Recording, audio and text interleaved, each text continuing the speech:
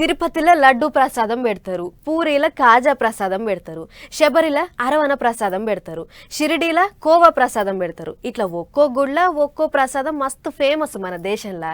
ఇప్పుడు ఇదే వరుసల అయోధ్యల ప్రసాదం రాబోతున్నది. పాండ్రి అయోధ్యలో పెట్టే ఆ రామయ్య ప్రసాదం ఏంటిదో మనం కూడా చూసేద్దాం.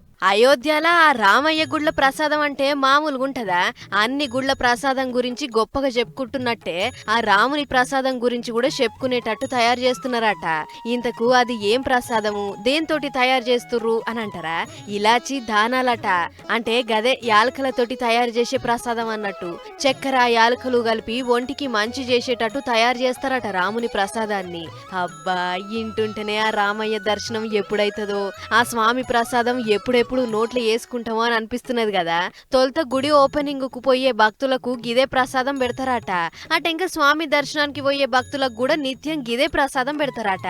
అంటే తిరుపతి లడ్డు ఎట్లనో ఈ కాడ నుంచి అయోధ్య రాముడు అంటే ఇలాచి ప్రసాదం అన్నట్టు. నిజానికైతే ఇసొంటి ప్రసాదం దేశంలో శానా గుళ్ళల్లో పెడుతుర్రు గాని ఇంకా కమ్మగా ఉండేటట్టు తయారు చేస్తున్నారట అయోధ్య రాముని ప్రసాదం. అన్నట్టు యాలకలు తినుడు ఒంటికి శానా మంచిదంటారు. అందుకే యాలకలతోటి ప్రసాదం ప్లాన్ చేసినట్టున్నారు గుడి పెద్దలు. ఇప్పటికే ఓ కంపెనీకి పెద్ద మొత్తంలో ఆర్డర్ ఇచ్చిర్రట ప్రసాదం తయారు చేయనీకే.